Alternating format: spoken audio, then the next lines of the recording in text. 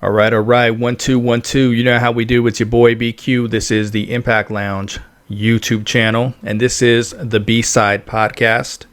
Now, if you missed my last episode, I have gone wishy-washy on you guys. Don Callis flip-flop. I retired the B-Side show, and I'm bringing it back in name only, not the previous format. Just in name only. That was the brand I built, and I'm not willing to change that at this point. So this is the B-Side podcast, and this right here, what I'm going to be talking to you guys about right now, is 10 stars that Impact Wrestling needs to sign now, that need to sign before Slammiversary. Now, let's talk about that here for a second. There's a possibility that a lot of these guys, some of these guys are already signed, or they may appear, they could appear at these tapings for all we know, one or two of them, because this is all spoiler free. So we have no idea if that's going to happen. It's all spoiler free with the empty arena wrestling. They may show up at Slammiversary. They may show up after Slammiversary. But the 10 names that I'm going to get into are people who I find to be realistic targets. For instance, Mike Bennett was one that, and Maria, those are ones for me that I thought were going to would fit into Impact right now, into the current landscape very well. And I wouldn't mind seeing them back, because I don't think we got the best of Mike Bennett and what he could have ultimately achieved. But because I feel like their relationship with Billy Corgan is so strong, I could just see them going that route. So for instance, I'm not including them on here because I don't necessarily see that as a realistic fit at this point. Now, some of these names here you've previously heard me talk about, and I said that they weren't realistic. And now I'm starting to think, okay, perhaps it's a possibility. At the top of 2020, I talked about Impact Wrestling not really being players in the free agency market this year. And I said, I made a hot take. I said, Michael Elgin, they're not going to sign anyone bigger than Michael Elgin in 2020. Now, obviously, a lot has changed in the world and in the wrestling world. So, I have no choice but to retract those statements, because they're not going to prove to be true. Now, there has been a whole field of free agents and a whole world of possibilities that have opened up because of what's gone on in the wrestling landscape and people being released from their contracts. Some that wanted to, some that didn't want to. And then you even look at this situation here where, to my knowledge, Ring of Honor isn't running shows right now. I know NWA isn't running shows right now because I watch that product and I know that they're not. So there's really two realistic homes unless people want to stay on the independent scene, and that's AEW and Impact Wrestling. And I'm talking about here in the United States, obviously. So the possibilities are there. I've really looked at these names, and I've come up with 10 who I think are still fairly realistic, but ones who would move the needle. Now, when I say move the needle, if you were to add any of these people by themselves, I would say probably not. If you look at the current landscape of Impact and the main event scene, it's really thin. And if you rewind, 4 years ago, and you're talking about Lashley and the Hardys and Angle, EC3 was still in a good place. The needle still wasn't really necessarily moving. So if you were to bring some of these guys, I don't think it would make this overnight change. But if you brought them on as a whole, the feeling would be that the company's going a different direction. And I like to use a lot of analogies for those of you who watch other sports. If your team makes one trade or makes that one free agent signing, you could be like, all right, we'll see what happens this year. But if you follow one of those teams that now have brought in 4 or 5 new players or a couple different stars to start out the season, the season hasn't even started yet, but you've brought in, a lot of new players, you become even more optimistic. Be like, okay, I really can't wait for this season. And then even some fans of other teams are going to be like, okay, I actually want to see that team play this year because they look like they're going to be interesting. So when you make onesie, twosie free agent signings, it's not going to move the needle a whole lot. as far as excitement, anticipation. And that's what I had said previously, that a big buzz generator would be to sign multiple knockouts, and they're doing that. And you see the buzz that's being built within that division, instead of just bringing on one new knockout to mix it in with the current roster. So they have really teased that with Slammiversary, we're going to see several new names pop up. We may see one or two before then. We may see one or two after then. But we know that as the Impact is putting it, our world is going to change. I've been doing this YouTube and this podcast thing for a long time. And I would say since day one, I've had issues with their marketing game. And with Slammiversary, it's just a 180. They're doing so many little things, not just teasing signing people, but they're doing little things that create chatter. So I'm really proud of them for that. Let's get into these 10 names. This is really in no particular order, but these are 10 who I think you bring them on as a whole, and to me they're realistic. Impact could see a big, real snowball effect going forward. They could see a big Impact, big change, and I think it will help put more butts in seats and just a better overall atmosphere at Impact shows. So first name on the list. This is probably the one that we're all wanting, all hoping for. And it's EC3, Ethan Carter III. He is number one on this list. He's a guy we all want to see back in Impact Wrestling. Now, there have been several teases of him possibly appearing. We heard his music this last episode after Moose had the win. And he posted his own response on Twitter, his own video response. I've uploaded it to the channel if you haven't seen it. It was a response to the Slammiversary teaser video. And some have argued that video that EC3 posted proves that he's coming to Impact. There's some who argue that video proves that he's not coming to Impact. That response was saying, don't tease me. You feel me? Don't tease that I'm coming to the company. You know, when I was there, at the last year of my career, I wasn't getting any kind of push. So it could go either way. I have it on good authority that EC3 was not a fan of the Impact management change when he was exiting from the company. I'm not positive that he's on the best terms with Ed Nordholm, but my instincts say his issues probably lied with Jeff Jarrett more than Ed. I don't know that for sure. I just know exiting the company, he wasn't disgruntled. I'm not saying that necessarily, but he really took offense to when this is before Don and Scott, when the new management or new leadership came in and said, okay, you guys all suck. We're going to change this whole thing. We're going to get rid of a bunch of you guys. What you're doing wasn't working. We're going to change the game. And I know for a fact that EC3 didn't appreciate that. So is he on the best terms with everybody right now? I don't know the answer to that question.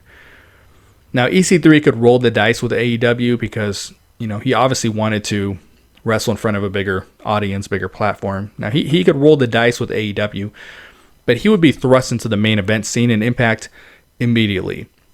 And he would get if there was an audience, which there won't be, he would get the biggest pop we've heard in Impact in a while. But with Impact, he would be in the main event scene immediately.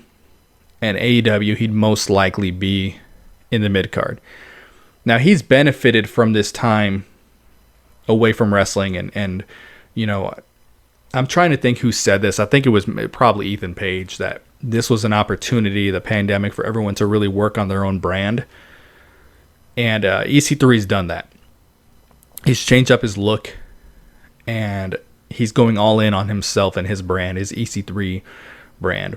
So right now he has total control of how his character comes off, and once he eventually does sign with someone, people are going to forget that joke of a run that he had in WWE, because everyone knows that was bullshit.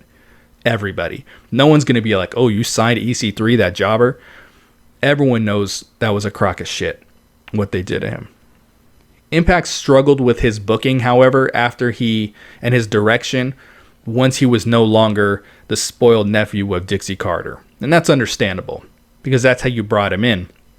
Once he started switching over to babyface, they struggled. And I'll tell you the exact moment that they ruined it with EC3 was when he lost to Lashley at Bound for Glory. If you go back and watch that match was booked and or agented, whatever you want to call it, from the opening bell to just about the end of the match. The match was booked in a way that EC3 was going to get his comeuppance. And that was around the time that EC3, he needed to win the title. I've talked about times that LAX has won the title when they didn't need the title. And that's happened in other companies with other champions. Happened with John Cena all the time. Winning the title at the time they didn't need the title. That was a point where EC3 needed to win the title. He needed to beat Lashley. And had he done that and got a babyface run as the champion, he would have maintained that main event status. But because they built all the way up to it, if you guys remember, Lashley speared him out of the ring in the intro to the match, to the when JB was announcing the competitors. He speared him out of the ring. That's the ultimate heel thing, and that's the ultimate babyface is going to win the match type of thing. So I think when EC3 lost that, and then they started pushing Eddie Edwards after that, they screwed him over because they had no clue what to do with him at that point. So in 2020 and beyond, I think we're going to see the best version of EC3 that we've ever seen. And I see him being a modern day Stone Cold tweener type of character that appeals to everybody. All right, so number 2 on the list, Eric Young. This is someone that I think we all expect will show up. This is a guy who left while he was in the mid card with TNA, and in fact, he was the King of the Mountain champion, a title that meant nothing. And he ended up dropping it to Bram on his way out of the company. He's another guy. He could come back and they could thrust him into the main event scene immediately. Just as I said with EC3, he goes to AEW. He's definitely in the mid-card there. But he comes to Impact with everything that's happened with him up to this point, and he's another guy got no real kind of opportunity. He would be right there in the main event scene. He's a former world champion, and I think his best work is as a heel, but if he returned, he would probably return as a babyface. But he was doing pretty good work prior to leaving the company, and he's always said good things about the company. He left for greener pastures, though, and he just it was the same fate as everybody else who says, I'm going to go to WWE. Now he has an opportunity to revive his career in front of a fan base that really wants to see him succeed. And there's several different feuds waiting for him that Impact has. It could be really intriguing, very interesting. Moose, Sami Callihan, Ace Austin, maybe even Eddie Edwards in his new state. Eric Young's a must in my opinion. And even though guys like him and EC3 are previous TNA guys who weren't moving the needle, their return could move the needle because the allure to the fans would be following the rebirth of their career and the nostalgia, obviously. All right, next 2. I got a few tag teams on this list. Gallows and Anderson. Now, Gallows and Anderson were 2 people that I said from the beginning, Impact has no shot at these guys. And then I've softened my stance on that since because AEW's tag division, they've signed so many people that they can't continue to just bring people in. There's no room. And Impact, their tag team division is really underrated. They really do have some good tag teams. They have interest in doing work with New Japan. I'm talking about Gallows and Anderson, not Impact. Obviously, Impact wants to work with New Japan. Gallows and Anderson has interest in working with New Japan again. Impact doesn't have the best relationship with them, but the Impact schedule, would allow them to travel to Japan more freely because Impact tapes, 2 days a month. They don't necessarily have to accept in their contracts the Impact Plus and Twitch shows into their deal, those dates. Maybe they don't sign for a certain amount of dates and a salary contract. Maybe they, sign up more of a per appearance deal. But the Impact schedule better allows for, because, AEW has a good schedule too, but the Impact schedule better allows for travel outside of the company because, again, they tape 2 days a month, I should say, where AEW records television once a week. So with Impact, you could do your 2 days of television, and then you could leave for the rest of the month if you wanted to. You don't have that flexibility with the AEW deal. So I also think they better fit the Impact Wrestling tag team style, and they would add a cool element. Don Callis has talked about Impact being cool again. They would add that cool element, that cool factor that the company has needed, and they're working towards that. There's been a lot of improvements with that, but as far as that strong cult following type of fan base, like there's a couple other guys, Slater, Ryder, Hawkins, that kind of have that cult fan base, and that would be huge for Impact. If you bring those guys on, fans are going to come. They're going to see them. I don't know how realistic those guys are, but Gallows and Anderson, I feel, is a lot more realistic now than previously, and you got to bring in a big tag team to face the North at this point. You have to. So whatever you pay, got to pay these guys. Do it, because you have to bring someone in at this point to face the North. Rusev, the man formerly known as Rusev. He's another guy I didn't think Impact had a shot at until recently. And then I guess I was on his Twitch channel or somewhere on Twitch, he had, kind of smiling, didn't want to confirm or deny if he was going to, possibly come into Impact. I think it's a possibility now. He would make a big splash. He's another guy, cult following, that would bring additional fans to the product, to the shows. Because you can put on a good show. Impact puts on good shows, but unless you have guys on a roster that people really want to come see, you're still just going to have those 400 people in the crowd when you're doing television. So Rusev, here's a guy, again, who would add to the cool factor that Impact needs. And I did previously consider him a long shot, but I don't so much now. Impact could make the right big money offer for him. And as I was saying a little bit earlier, he would go a long way towards putting butts in the seats.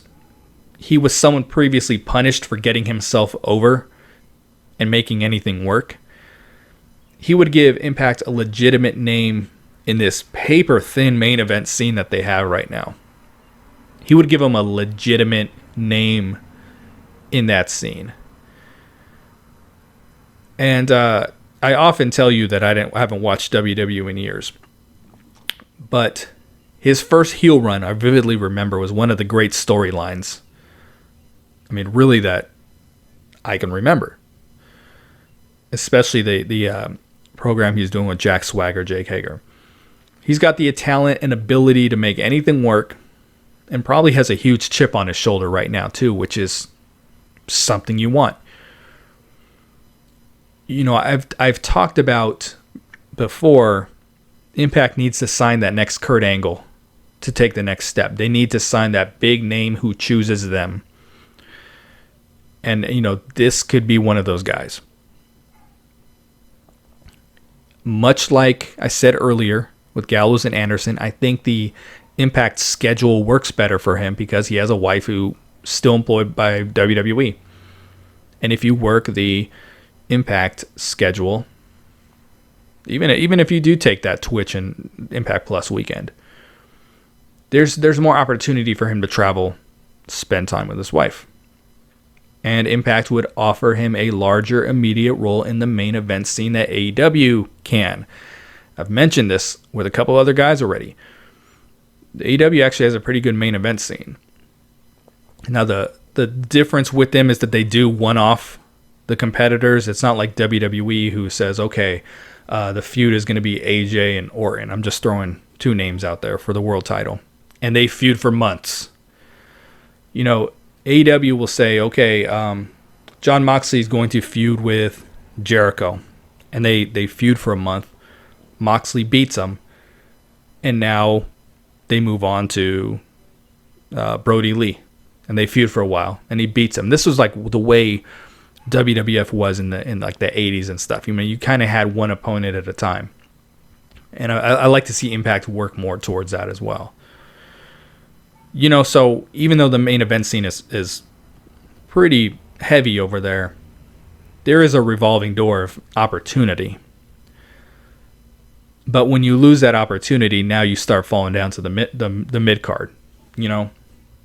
So Impact just provides a home for him. He will be a main event guy for a while, and there's some opportunity for him to take on guys like Moose Elgin, Josh Alexander, Bandman Fulton, which would be good, really good big man matches. So because they offer him the best opportunity being a top guy, and with AEW, I'm going to also put this out there. Brody Lee, Lance Archer, Monsters, they've already taken losses within their first month in the company. You know, Rusev's one of those guys, he would have to go on a run. You have to go on a serious roll. Those are two monsters who have already taken losses early in the company. Some of these names now are probably not as sexy to you guys. Rachel Ellering is the next one I've got on my list. The Knockouts division's getting pretty loaded right now. But Rachel Ellering is someone that I'm purposely very, very high on. Not purposely, personally, very, very high on. I wasn't sure if her NXT release was due to budget cuts or her own request, you know, much like Deonna Purrazzo, who wanted out. Turns out she had an issue with WWE's medical procedures while suffering a knee injury. She never appeared on television or anything like that. When I heard she signed with NXT, I was really disappointed because there was a time where I put her in the same category as Tessa Blanchard in the ring when they were, you know, kind of starting out. I really put her in that category when it comes to the in-ring work. But much like Deonna Purrazzo, she didn't have a character or gimmick early on. And she even, you know, Deonna said that recently, like previously when I was with Impact, I didn't have a character. And now she has that. So that's probably something that's missing from Rachel Ellering, that identity, instead of just going out there and being a good wrestler. And she's had a couple matches in Impact before. One where she was pretty much squashed by Sienna. And then she had a pretty competitive match with Laurel Van Ness in the Knockouts Knockdown. So she would be really, really excellent for the Knockouts. If you can't have Tessa Blanchard wrestling the girls, I think Rachel Ellering is a good person to step in and do that. Two more, Primo and Epico. This is probably not really sexy for you guys. It's not going to be some of the more popular names on this list. But again, this is a list that I feel is realistic. When these guys were at their peak, this was like my favorite tag team in the world. When they were at their peak. Now, obviously, I'm Puerto Rican, so I'm going to love these guys. They were really, really exciting. And they had a brand of wrestling that I really feel was like ahead of its time. You know, wrestling tag teams at the time were bigger dudes. And these guys were flipping and flying and diving. They had that high flying style that now is really, really popular in tag team wrestling. But, you know, I don't want to say these guys pioneered it. I'm not gonna say anything like that. That's not true. But there was a time when they were on top that they were, they had a style that was ahead of its time, and now it's popular. And if they were able to get a real run now, you know, for lack of better terms, they have that X Division style. They would be awesome in an Impact Tag Division, and they're legitimately funny too. You may have heard me talk about the difference of someone who's actually funny being funny and someone who's not funny trying to be funny on TV. You know, these guys are funny, so they could work well, and it would help with the the Puerto Rican market as well. It's a small market, but it's a passionate fan base there. I can tell you that. So I think that would be really excellent, because you got LAX and they're Puerto Rican, but they're what we call New Yorkers. They're more New York than they are Puerto Ricans, and that's not always the most popular amongst the Islanders, amongst the locals. These guys are much more connected to the Puerto Rican fan base. And if you bring in Gallows and Anderson, because the North needs someone to face, like I said, but you also got to tighten up the middle too of the division, because you can't have amazing people at the top if there's nobody to challenge them. Think about the time that we had LAX, and they were the only tag team in the company, and there was, OVE too, but LAX was holding these titles at one point, but they didn't have anyone to challenge them. Like, they were just, this is prior to the Lucha Brothers, like, they were just champions by default. There was no one on their level, so you got to build up from the middle as well. And these were guys who I just think would be a great fit. You've had the disbandment of Desi Hit Squad and OVE, so there's room to add some teams, some new teams, some new talent here. And I think those guys would change the game for the tag division. Finally, the Ascension. This is another team I'm really high up on. I watched them when they were the most dominant team in NXT history. And when booked the correct way, they can be really, really relevant again. Especially if they used to have like a vampire gimmick for a little bit that was really hot, and they got rid of it. But they could be really relevant again. I think that's another team that people want to see get a real crack. And I don't think they fit the AEW style at all. I would love if these two guys showed up as Crazy Steve's mystery tag partners. It's probably going to be Tommy Dreamer and someone. But I would love if these guys came out. They could probably fit the NWA pretty well as also. But as I said, they're not really recording television right now. So this does open up the chance for Impact to step in and get these guys. And because WWE made them a joke for so long, people forget that this group is talented. They can get over. They can go for a couple of big dudes. People have made comparisons to Reno Scum, but that's nothing that a gimmick adjustment can't fix. Their gimmicks, so they're not coming from the indies. They're coming from WWE, so they're not going to show up with the same name, same gimmick. You feel me? So that's something that they could really, really fix. And I think them versus Reno Scum would be excellent. I think that would be good.